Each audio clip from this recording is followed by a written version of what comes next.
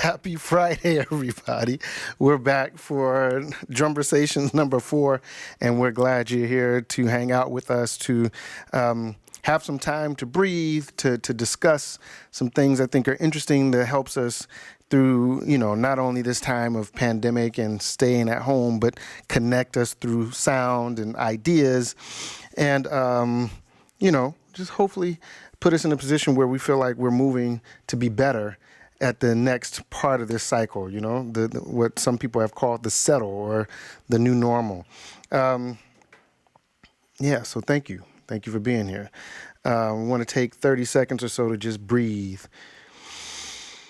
In, out. We take this time to breathe in and out, to remember that we're humans. We're connected through time and space and spirit, right? Connected through family, to the broader community of humanity, the family of humanity, those who have recently transitioned, to ancestors and those who are guiding us, from beyond, even before the crisis. So breathe in and breathe out. That helps me also before I play to kind of just settle. Oh, say hi to who?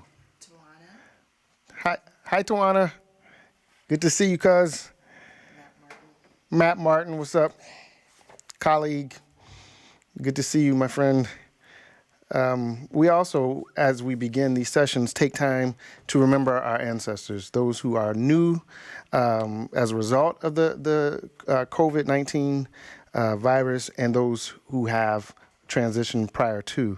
So, as always, those that you want to lift up in this session, just put their name in the chat. I'm going to play a little bit, and then we will lift them up. We do this because it is how we remember. It's how we remember them, and there's an Afrocentric concept that if we continue to say their names, they have not left us, right? We invoke their presence by saying their names and speaking their names, and that energy comes to help and to just comfort a lot of times.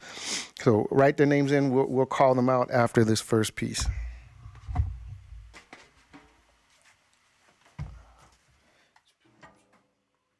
got the mic down?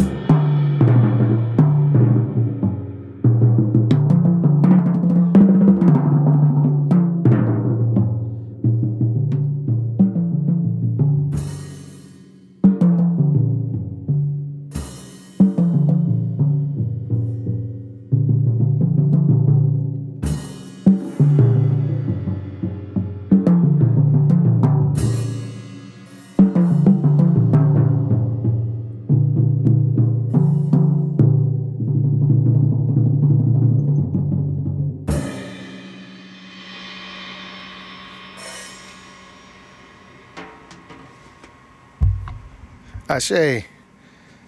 So, Your Aunt Norma passed away 14 years ago today.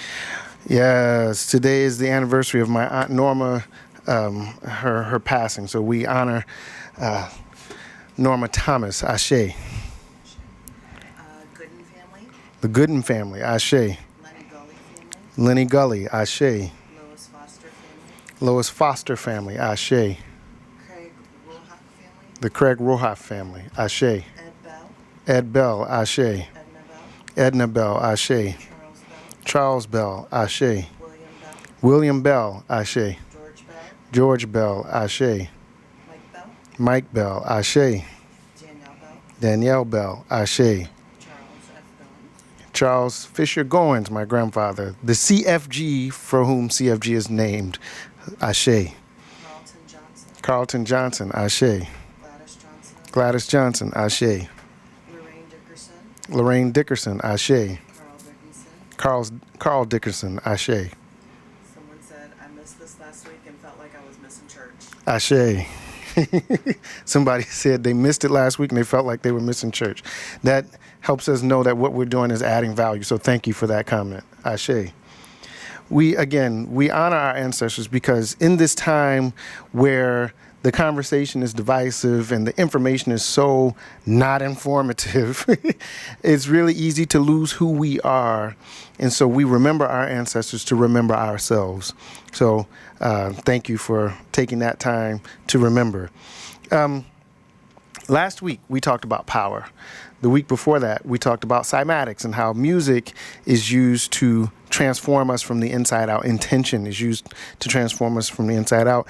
And the week before that, we talked about how music is healing. And so today, we want to kind of wrap up that series of ideas with conversation around trust, moving from trust to transformation. I did a TED talk about this a few years ago, and my ideas have evolved a little bit as I've learned more and become more, and I wanted to share that with you. Let's see. But first, I'm looking at my notes.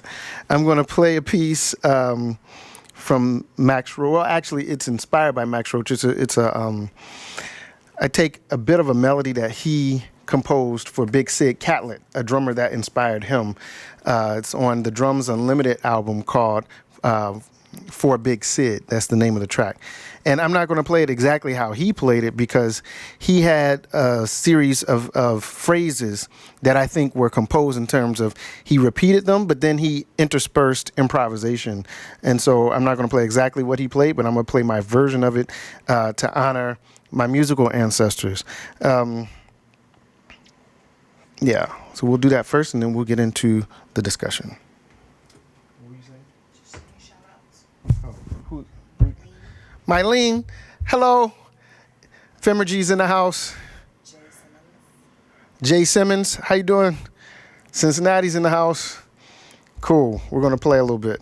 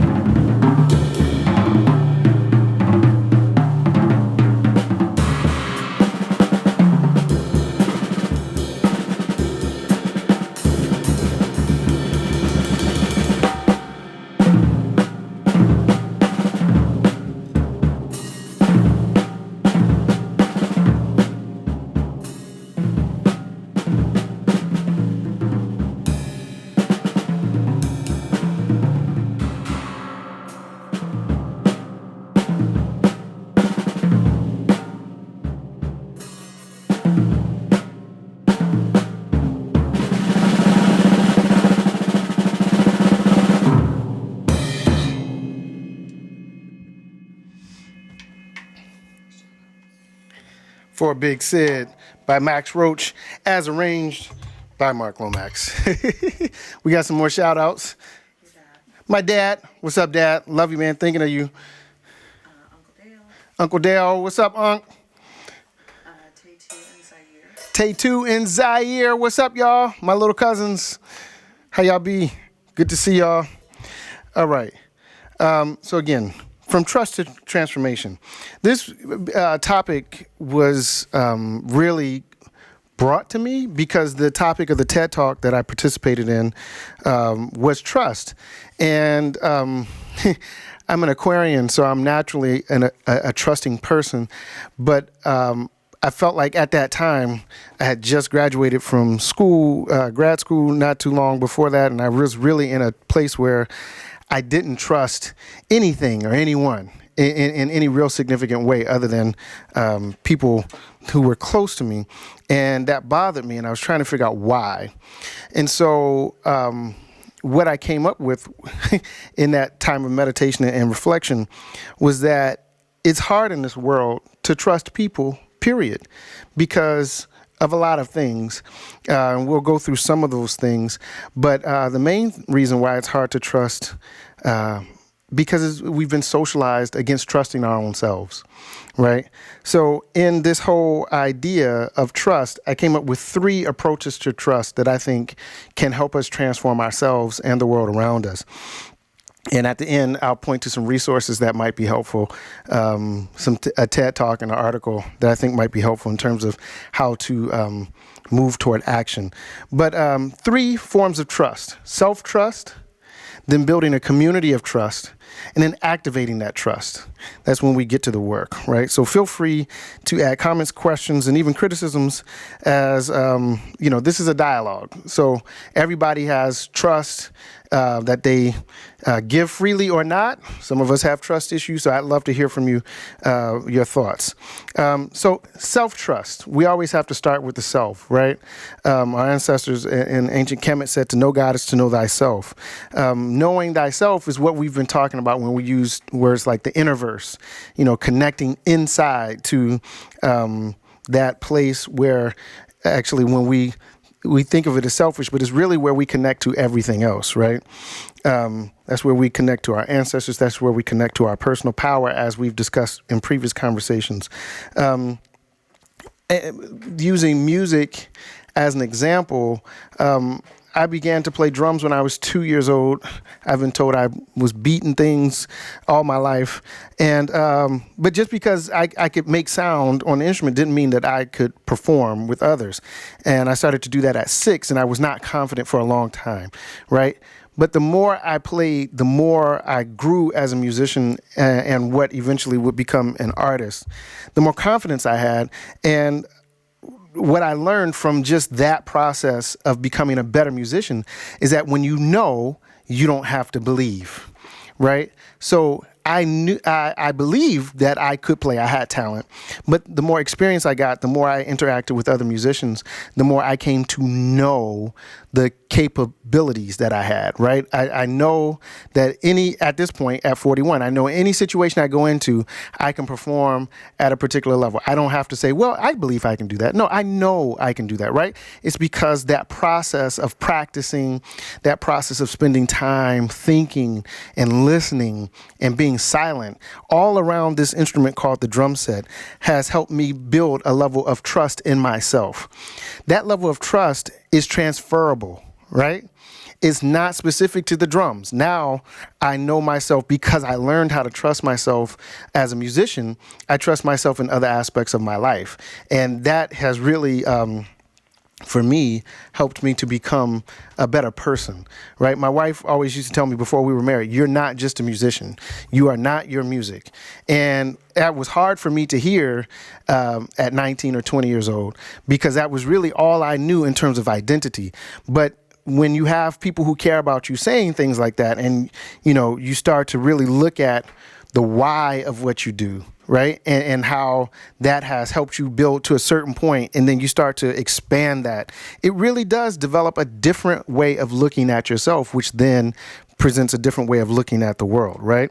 Learning to trust oneself is as much about being open to the possibility that we are capable of more than we ever thought we were, as it is accepting that we have been socialized to be less so that others can be more, right? So what my wife was pointing out, and I didn't know this until later, was that limiting myself to being just a musician, even though that's a big part of what I do, but limiting my identity to just the drums or just a musician was limiting the capabilities that I had, limiting my potential as a human being, right?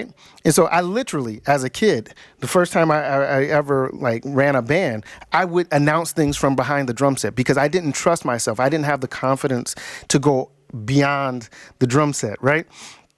But as I began to grow more in my human side, my humanity and the power that comes with that, now I don't need the instrument as a crutch, even though it is a powerful tool for the work that I do, right? I trust that anything that I am called upon to do adds value because the ancestors are guiding me and you know what we might call God, the universe, whatever, has already put those things inside of me, and I've done the work requisite to allowing me to then add that value, right?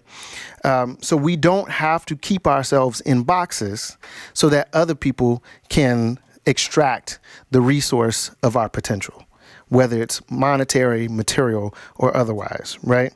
That's really the foundation of capitalism and why we are where we are, right? When they extract our resources, then we don't have control and agency. And we talked about power last week.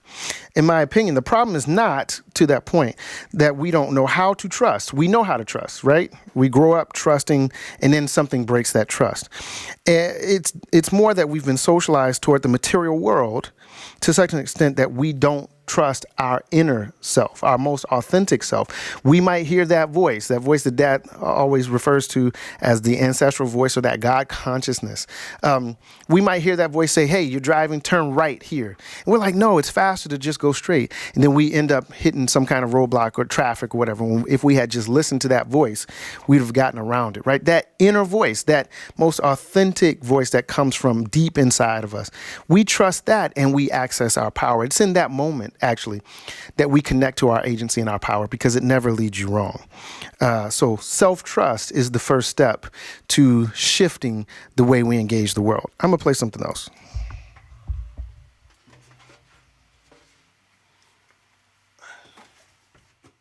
Your family's having a reunion online.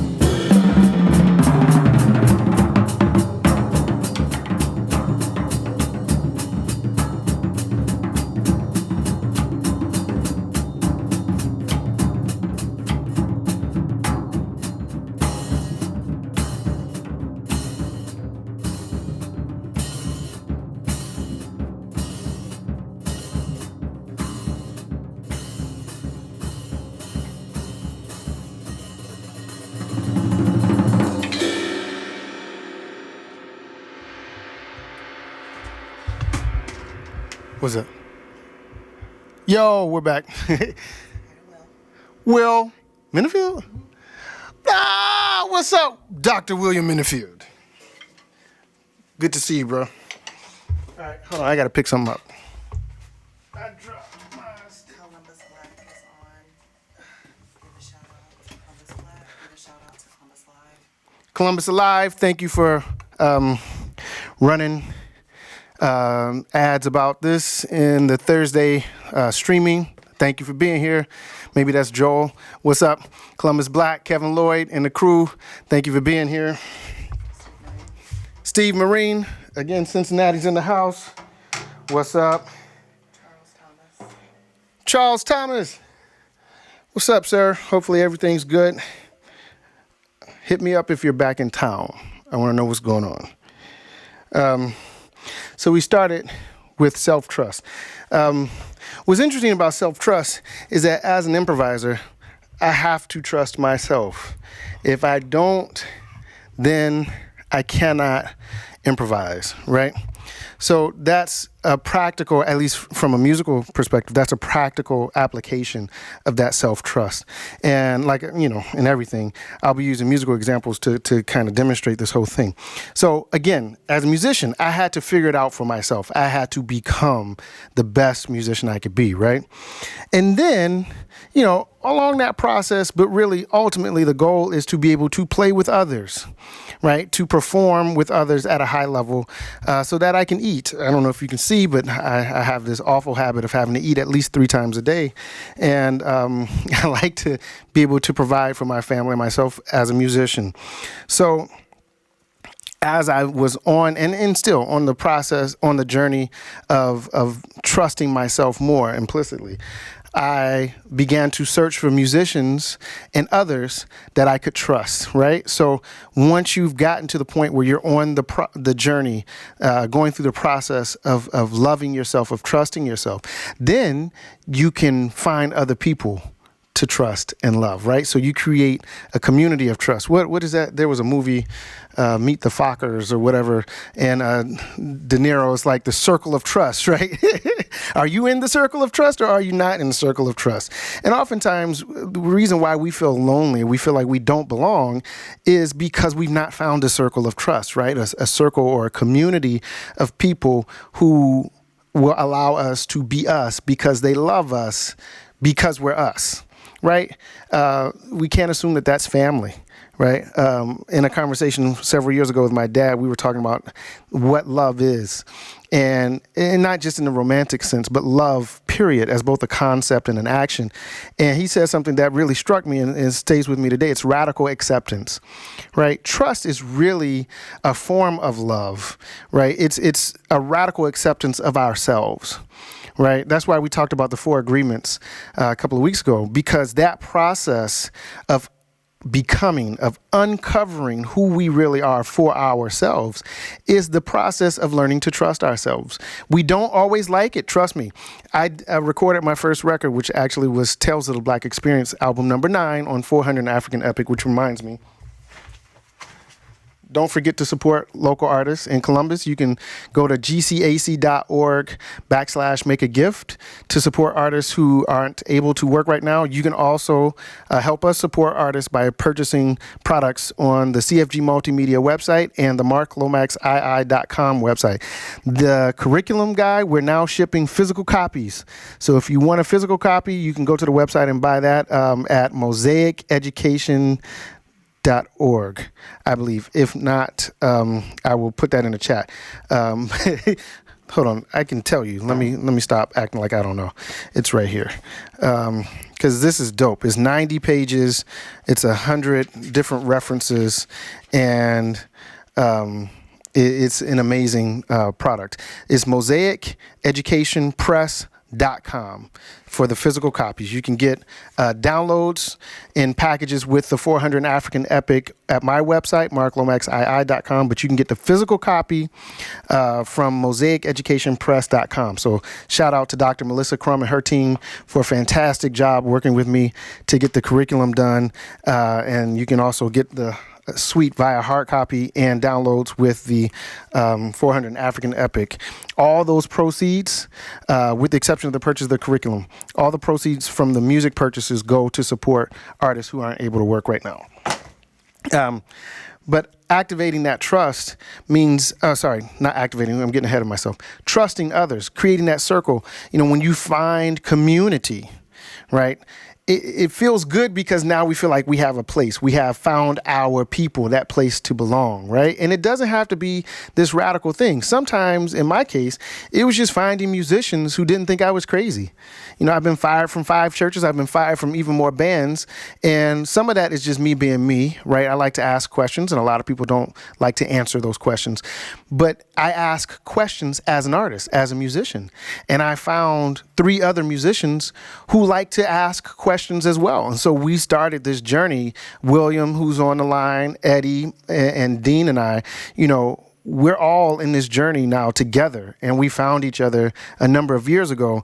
And because I had gotten to a point where I was able to trust myself in that search, I think intention-wise, I attracted musicians who were on the same path, right?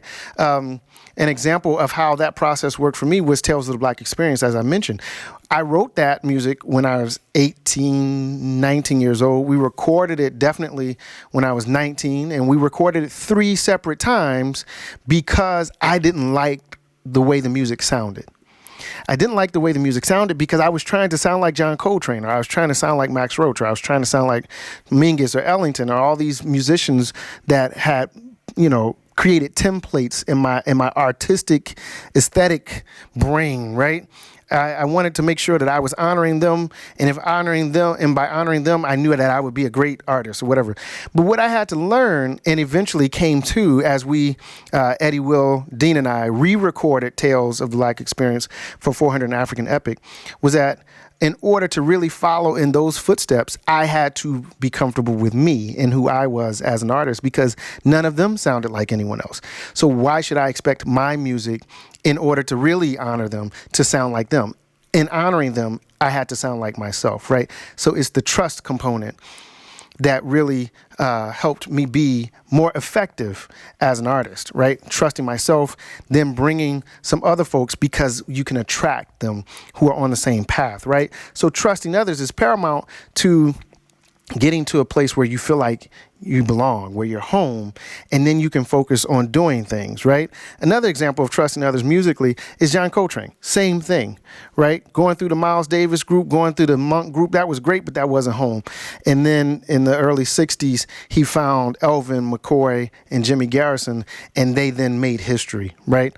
Other examples outside of the arts, the civil rights movement, the various organizations. Everybody talks about Martin Luther King and his I Have a Dream speech, but King didn't do anything by himself. He couldn't do anything by himself. And many of the people who allowed King to do what he did, we don't know their names, we didn't see them, but he had to trust that they did their part. They trust that he did his part. They trusted that he would do his part. And together they got legislation done, like the Voting Rights Act and the Civil Rights Act, right? If we don't find those communities, then it's hard for us to get things done. But first we have to deal with our own path. Then that path connects with other people who are on the path that they're on. Bring those things together, and then we can activate that trust. I'm going to play something else.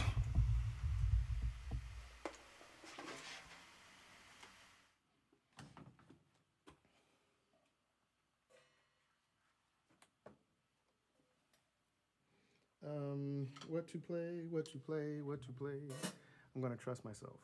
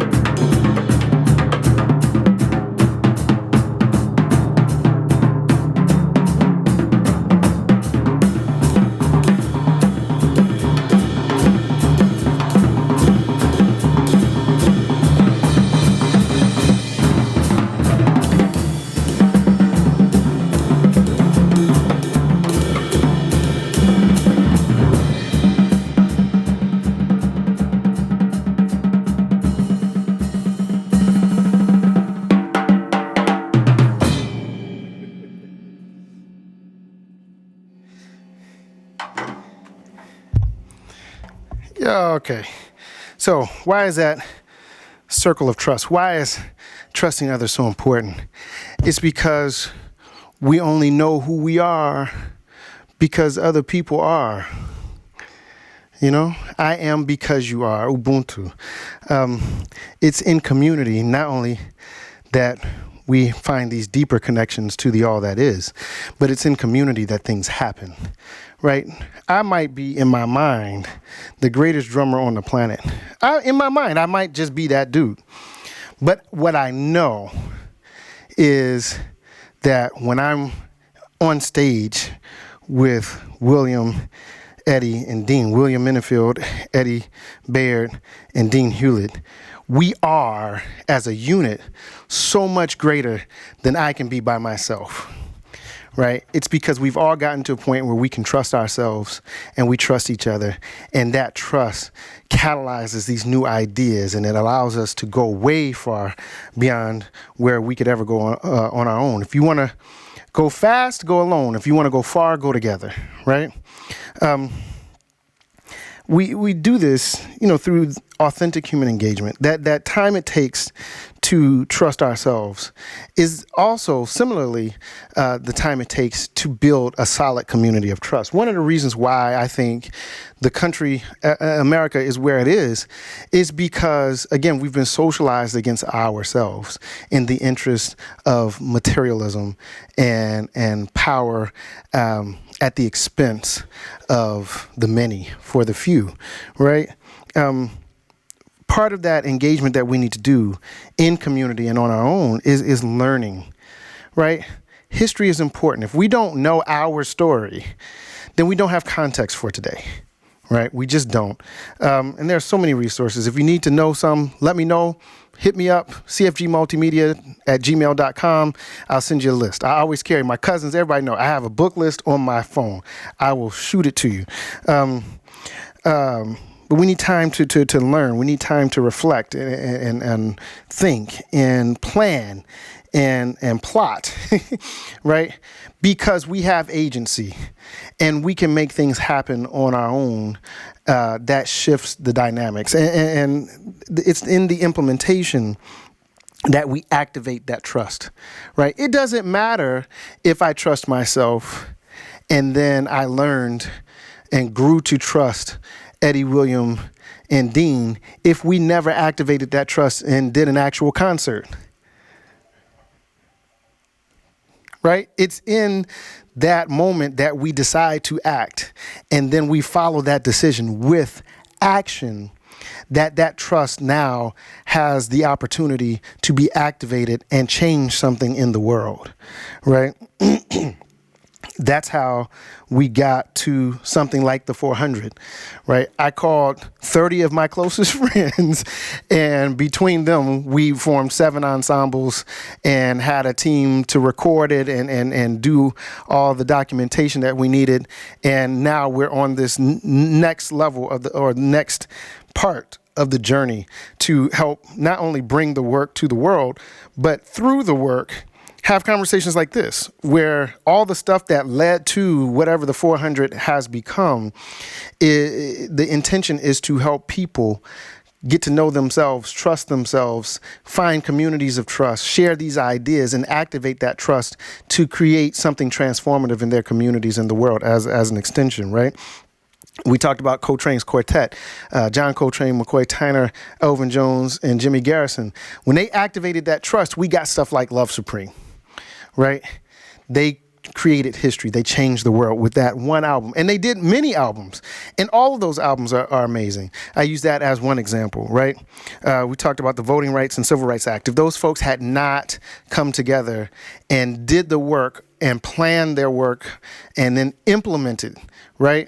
Then we wouldn't have legislation like the Voting Rights Act and the Civil Rights Act and integration and things like that. And we might have political problems with a lot of those things, but that's not what we're talking about here. We're talking about activating who we are at our innermost authentic person in community with others to get something done, right?